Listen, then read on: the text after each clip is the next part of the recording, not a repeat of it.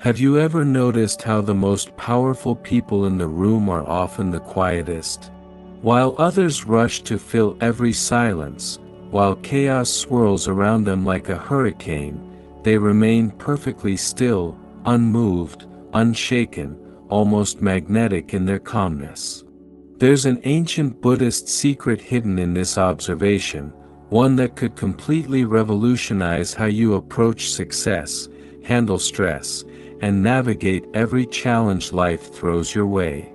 What if everything you've been taught about achieving success, the constant hustle, the aggressive reactions, the need to be the loudest voice, is actually pushing your dreams further away?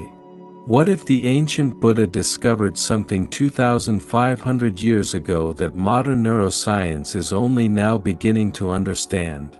Today, we're diving deep into a profound truth that will transform not just how you work, but how you live.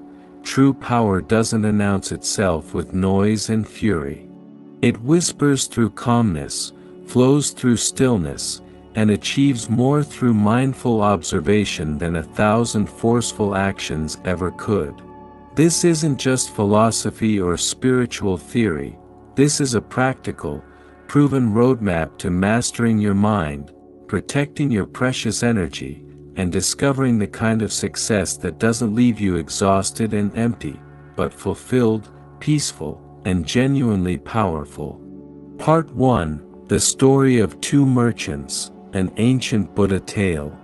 Let me share with you a story from Buddha's time that completely changed how I understand strength and success. This isn't just a parable, it's a mirror reflecting our modern struggles with stress, competition, and the endless race for achievement. In the ancient city of Savatthi, there lived two merchants, Ananda and Kassapa. Both were ambitious, both intelligent, but their approaches to business and life couldn't have been more different. Ananda believed that success meant dominating every conversation, reacting faster than anyone else, and being the first to respond to every market change. His days began before dawn with frantic energy, shouting in the marketplace, arguing with suppliers, immediately countering every competitor's move. He wore his exhaustion like a badge of honor, believing that constant motion equaled progress.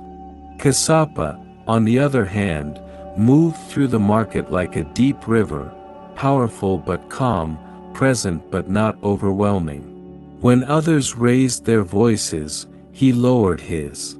When competitors tried to provoke him with insults or aggressive tactics, he would simply smile and continue with his business. Many thought him weak, passive, even foolish. One scorching summer, a severe drought threatened the region. Panic swept through the marketplace. Merchants frantically bought and sold, prices fluctuated wildly, and rumors flew like dust in the wind. Ananda reacted to every rumor, every price change, every whisper of opportunity or threat. He exhausted his resources chasing shadows, his workers confused by constantly changing directions, his customers losing trust in his erratic behavior. Meanwhile, Kassapa sat quietly in his shop each morning, meditating on the situation. Instead of reacting to the chaos, he observed patterns. Instead of joining the panic, he listened deeply to what people truly needed. While others hoarded goods that rumor suggested might become valuable, Kassapa noticed something everyone else missed. The real need wasn't for luxury items that panicked merchants were stockpiling, but for basic preservation supplies that would help people's existing food last longer. When the drought deepened, Kassapa was the only merchant with what people actually needed. But here's the profound part: he didn't exploit the situation. He sold his goods at fair prices, helped struggling families, and organized community support systems. His calmness in crisis didn't just make him successful, it made him a pillar of the community. Ananda, Exhausted from months of reactive decisions, his resources depleted from chasing every rumor, approached Kassapa one evening. "How did you know?" he asked. "How could you see what was coming when I, with all my energy and quick responses, missed it completely?" Kassapa shared a teaching he had learned from a Buddhist monk: when water is agitated, you cannot see its depth. When the mind is agitated, you cannot see the truth. The Buddha taught that a clear mind is like still water, it reflects reality perfectly. An agitated mind is like churning water, it reflects only distortion. He continued, "You were so busy reacting, friend, that you never had the stillness to truly observe. You confused motion with progress, noise with strength, reaction with action." The Buddha says, "In stillness, wisdom is born. In movement without awareness, only exhaustion follows." This story transformed Ananda's life and his business. He began incorporating periods of stillness into his day. Before making decisions, he would pause, breathe, and observe. Within a year, his business had not only recovered but flourished in ways his previous frantic energy never achieved. More importantly, he discovered something priceless: peace of mind, genuine relationships, and success that felt sustainable rather than exhausting. Part 2: The Modern Battlefield, Sarah's Corporate Awakening. Now, you might be thinking, ancient merchants and droughts, how does this apply to my emails, my demanding boss, my social media stress, my modern life? Let me tell you about Sarah, a marketing executive whose story perfectly translates this ancient wisdom into our contemporary world. Sarah was what our culture celebrates: a high performer, always on, always responsive. Her phone was her lifeline, buzzing constantly with notifications she answered within seconds. She prided herself on being the first to respond to emails, even at 2 a.m. Every challenging message triggered an immediate response, every social media comment demanded instant attention, and every workplace crisis sent her adrenaline soaring. She wore her stress like armor, her exhaustion like a medal of honor in the corporate battlefield. But beneath the surface, Sarah was drowning. Anxiety medication helped her sleep, coffee kept her going, wine helped her unwind, and a constant sense of impending doom followed her everywhere. She was successful by every external measure: promotions, salary, recognition, yet felt like she was falling apart inside. The turning point came during what should have been her greatest triumph. Sarah was preparing for the most important presentation of her career, a multi-million-dollar campaign pitch to international clients. The night before, a competitor leaked false information about her work, spreading rumors designed to undermine her credibility. The old Sarah would have spent the entire night crafting responses, gathering evidence to refute every claim, arriving at the presentation exhausted, defensive, and radiating desperate energy. But that night, something in Sarah finally broke, or perhaps, finally broke through. Sitting in her apartment, phone buzzing with crisis messages from her team, she had a moment of profound clarity. She was exhausted not from work, but from reaction. She was depleted not from creating, but from constantly defending. She was failing not from lack of effort, but from too much scattered energy. For the first time in years, Sarah turned off her phone completely. She sat in darkness, just breathing. In that stillness, a different kind of intelligence emerged, not the frantic, reactive thinking she was used to, but something deeper, clearer, wiser. She realized that responding to the attack would only give it power, would make her appear defensive, and would put her on the competitor's battlefield instead of her own. The next morning, Sarah entered that boardroom with something her competitors didn't expect: complete calm. When clients mentioned the rumors, she didn't defend or attack. She simply smiled and said, "I'm aware there's been some interesting discussion about our work. I'm here to show you what we actually do, not to debate what others say we don't." Then she presented her campaign with such centered confidence, such non-reactive presence, that the rumors seemed to evaporate like morning mist. She got the account, but more importantly, she discovered something that changed her entire approach to success. By not reacting, she had actually acted more powerfully than ever before. By staying calm, she had commanded the room more effectively than aggression ever could. By protecting her energy instead of spraying it in all directions, she had enough presence to truly connect with her clients. Part 3: The Deep Teaching, Understanding Detachment and Non-Reaction. This brings us to one of Buddhism's most misunderstood teachings, the principle of detachment. In the West, we often interpret detachment as not caring, as being cold or disconnected. But Buddhist detachment is something entirely different. It's caring so intelligently that your caring doesn't destroy your peace or effectiveness. The Buddha taught, attachment is the root of all suffering. But what does this really mean in practical terms? Think of it this way: imagine you're holding a beautiful bird. If you grip it tightly, terrified of losing it, you'll either crush it or it will struggle so violently to escape that it injures itself and you. But if you hold it with an open palm, it may stay, enjoying your warmth and safety. And even if it flies away, you haven't harmed it or yourself. You've simply enjoyed the moment of connection without the suffering of desperate clinging.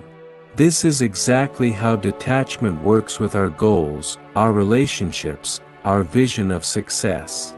When you're desperately attached to a specific outcome, that promotion must happen, that relationship must work out exactly as planned, that business must succeed in this specific way, your desperation actually pushes away what you're trying to attract. Your energy becomes needy, aggressive, repelling the very things you want to draw near. Let me illustrate this with Marcus, a tech entrepreneur whose story perfectly embodies this teaching. Marcus had poured everything into his startup: his savings, his time, his entire identity. Every investor meeting was life or death. Every competitor's success felt like his personal failure. Every rejection letter sent him into spirals of depression and frantic strategy changes. His attachment was visible in every pitch. Investors could smell his desperation, feel his needy energy, sense that he was drowning and looking for them to save him. The more desperately he clung to his specific vision of success, the more it eluded him. Then Marcus discovered Buddhist philosophy through a meditation app he downloaded during a particularly night. The concept of holding lightly revolutionized his approach. He began to see his startup not as his identity but as one of many possible expressions of his creativity. He started approaching investor meetings with what he called passionate non-attachment, fully committed to doing his best, but not attached to the outcome. The shift was immediate and profound. Without the desperate energy, investors began seeing his actual vision rather than his neediness. His decision-making improved dramatically because he wasn't choosing from a place of panic but from clarity. Within 6 months, he secured funding, not because he stopped caring about success, but because he stopped strangling his dreams with desperate attachment. Part 4: The Power of Non-Reaction, Your Secret Weapon. There's a famous Zen story that perfectly captures the transformative power of non-reaction. A Zen master was walking through the village with his students when an angry man approached and spat in his face, shouting insults about his teachings, calling him a fraud, a lazy parasite on society. The students expected their master to respond, to defend himself, to at least wipe the spit from his face. But the master simply stood there, looking at the angry man with what appeared to be genuine curiosity and even compassion. The angry man, confused and frustrated by the non-reaction, escalated his insults, but the master remained completely calm, almost serene. Finally, exhausted and bewildered, the man stormed off. Only then did the master calmly wipe his face and continue walking as if nothing had happened. His students were amazed and disturbed. "Master," one asked, "how could you not react? How could you remain so calm in the face of such disrespect?" The master smiled and replied with a question, "If someone offers you a gift and you don't accept it, to whom does the gift belong?" "To the person who offered it," the student answered. "Exactly," said the master. "That man offered me his anger, his insults, his negative energy. I simply chose not to accept them. They remain his. Why would I poison my own peace with someone else's toxicity?" This isn't just a nice philosophical idea, this is practical wisdom for modern life. Every single day, people offer you their negativity. Your ex sends a nasty text designed to trigger you. Your colleague makes passive-aggressive comments in meetings. Social media trolls attack your posts. The news bombards you with outrage and fear. Your family members push buttons they installed years ago. You have two choices: accept these gifts and let them disturb your inner peace, or simply let them pass by like weather. Non-reaction isn't weakness or passivity. It's the ultimate power move. It says, "I am so secure in myself, so centered in my peace, that I don't need to prove anything to anyone. Your opinion of me is none of my business." Part 5, Energy Protection, the Buddhist Shield. The Buddha understood something that quantum physics and modern psychology are now proving: everything is energy, and your energy is your most precious resource. Not time, not money, but energy. And most of us are hemorrhaging energy from 1,000 tiny cuts we don't even notice. Think about your typical day through an energy lens. You wake up and immediately check your phone, energy drain as you absorb everyone else's urgency. You read the news, energy drain as you take on global anxiety you can't influence. You engage in office gossip, a massive energy drain as you enter other people's dramas. You scroll social media comparing yourself to others, energy hemorrhage. You replay that argument from last week, energy leak. You worry about things you can't control, energy flooding away. Buddhist teachings call this mental proliferation or papanka, the mind's tendency to complicate, elaborate, and create unnecessary suffering. But Buddhism also offers powerful practices for energy protection. Dr. Jennifer, a successful physician, was constantly exhausted despite sleeping 8 hours and exercising regularly.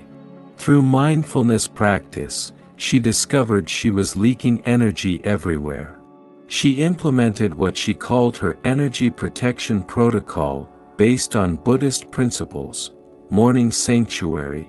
The first 30 minutes of each day became sacred, no phone, no input, just presence. She discovered that how you begin your day determines its entire trajectory. Starting with stillness rather than stimulation created a completely different energy pattern. Mindful gatekeeping, she became the guardian of her mental space. Before consuming any content, news, social media, conversations, she asked, Will this add to or subtract from my energy?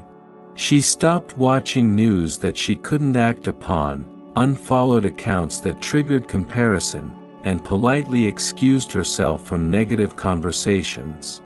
The 3-breath buffer. Before responding to any potential trigger, she took 3 conscious breaths. This tiny pause prevented countless energy-draining reactions. Those 3 breaths became her firewall against other people's chaos. Evening release ritual. Each night, she practiced what Buddhists call letting go.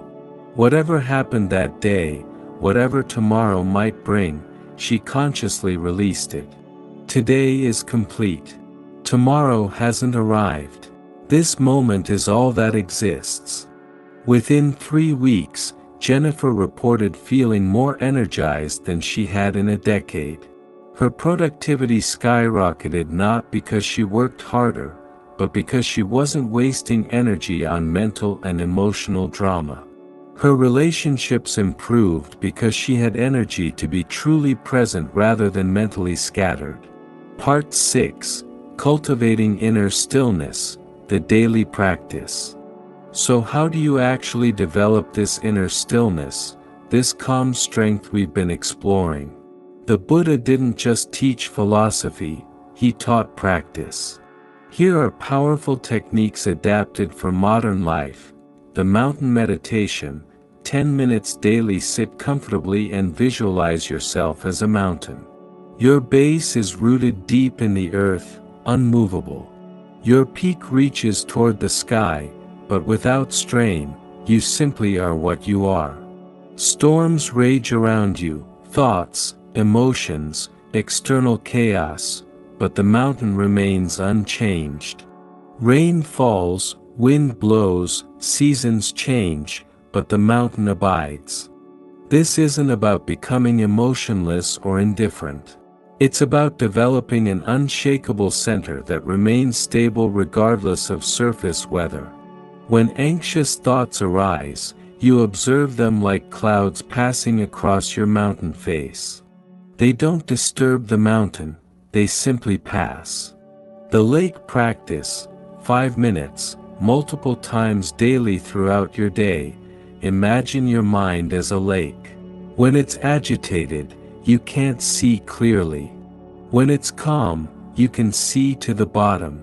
Before important decisions or interactions, take a moment to let your mental lake settle. Ask yourself, is my lake clear enough to see reality, or am I about to act from distortion? The response gap training. Viktor Frankl wrote about the gap between stimulus and response where our freedom lives. Buddhism has taught this for millennia. Practice expanding this gap. Someone sends an annoying email, pause before responding. Traffic frustrates you, pause before reacting. Your child triggers you, pause before speaking. In that pause, ask, what would the calm, wise version of me do here? This isn't suppressing emotion, it's choosing conscious response over unconscious reaction. Part 7. Success Redefined, the Buddhist Way. Let's address something crucial. What does success even mean from a Buddhist perspective? Because much of our stress, our reactive behavior, our energy drain comes from chasing a version of success that might not even align with our true nature. The Buddha spoke of right livelihood, work that doesn't harm ourselves or others, that contributes to the welfare of all beings. But in the modern context, this goes deeper. It's about aligning your definition of success with your authentic self, not society's programming. Rachel was a high-powered investment banker who had everything society calls success: a massive salary, a corner office, prestige, and power. But she was miserable, constantly anxious, her body breaking down from stress. Through meditation practice, she began accessing inner stillness, and in that stillness, a truth emerged: this wasn't her path. The thought of leaving banking for her true passion, teaching, seemed like failure by conventional standards. The pay cut would be massive, the prestige gone. But from the perspective of inner peace, it was the obvious choice. When Rachel became a teacher, something beautiful happened. Yes, she earned less money, but she needed less because she wasn't constantly trying to fill an inner void with external things. Her relationships flourished because she wasn't constantly stressed. Her health recovered. She slept peacefully for the first time in years. And surprisingly, she became so effective as a teacher that she developed innovative programs, gaining national recognition. The success she couldn't force in banking came naturally in teaching because she was aligned with her true nature. Part 8, The Ripple Effect, How Your Calmness Changes Everything. There's a Buddhist teaching that says when one person achieves true peace, the entire universe benefits. This might sound mystical, but there's a practical truth here. Your calmness doesn't just benefit you, it creates ripples that extend far beyond what you can see. In one corporate office, a single employee named Susan began practicing morning meditation. She didn't preach about it, didn't try to convert anyone. She simply showed up differently, centered, non-reactive, peacefully focused. Within months, without any formal initiative, the entire office culture began shifting. People naturally lowered their voices around Susan, became more thoughtful in her presence. Her calm response to crises made others question their own panic. HR noticed measurable changes: 23% decrease in sick days, 40% fewer interpersonal conflicts, 15% increase in productivity. When they investigated what had changed, everything traced back to one person's decision to cultivate inner stillness. This is what Buddhists call peaceful presence, the ability to change environments simply by being. You become like a tuning fork set to the frequency of peace, and gradually, others begin resonating with that frequency. As we conclude this exploration, remember Buddha's fundamental teaching: peace comes from within. Do not seek it without. Everything we've discussed, the still lake, the mountain meditation, non-reaction, energy protection, all point to this truth: the calmness you seek isn't something you achieve. It's something you uncover, already present beneath layers of conditioning, reaction, and noise. Your journey to calmness isn't about becoming someone different. It's about returning to who you really are beneath all the turbulence. Every moment of stillness, every conscious breath, every choice not to react, these aren't just practices. They're remembrances of your true nature. In our modern world, where everything seems designed to agitate, trigger, and disturb, choosing calmness is almost a radical act of rebellion.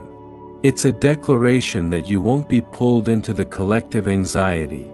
It's a commitment to being part of the solution rather than adding to the chaos. The Buddha said, "Thousands of candles can be lighted from a single candle, and the life of the candle will not be shortened." Happiness never decreases by being shared. The same is true for calmness. As you cultivate inner stillness, you become a source of peace for others. Your calm presence permits others to find their own stillness. Remember, success isn't about conquering the world. It's about mastering your inner world so completely that the outer world reorganizes itself around your peace. When you become truly calm, you don't chase success, it flows to you naturally, like water finding its level. If this message resonated with you, if you felt something shift as you listened to these words, you're not alone. There's a growing community of people choosing consciousness over chaos, stillness over stress, peace over panic. Subscribe to Buddha Coha right now to continue this journey of transformation. Hit that notification bell so you don't miss our next exploration of ancient wisdom for modern life. These teachings have survived 2,500 years because they work, not just in monasteries, but in boardrooms, in families, in the midst of our chaotic modern world. Share this video with someone who needs to hear it, perhaps someone drowning in stress, caught in reactive patterns, or simply searching for a better way. Sometimes the right message at the right moment can change everything. And please, drop a comment below. What's one area of your life where you're ready to choose calmness over chaos? What's one situation this week where you'll practice the art of non-reaction? Your sharing might be exactly what another person needs to hear to begin their own journey to peace. Remember, in stillness lies your power. In calmness lies your clarity. In peace lies your path to true, sustainable, fulfilling success. This is Buddha Coha, reminding you that peace is not found, it's remembered. It's not achieved, it's uncovered. And it's waiting for you, always, just one conscious breath away. Until next time, may you walk gently, breathe deeply, and discover the profound strength that comes from perfect stillness. May your calmness become your superpower, and may your peace ripple out to heal our anxious world.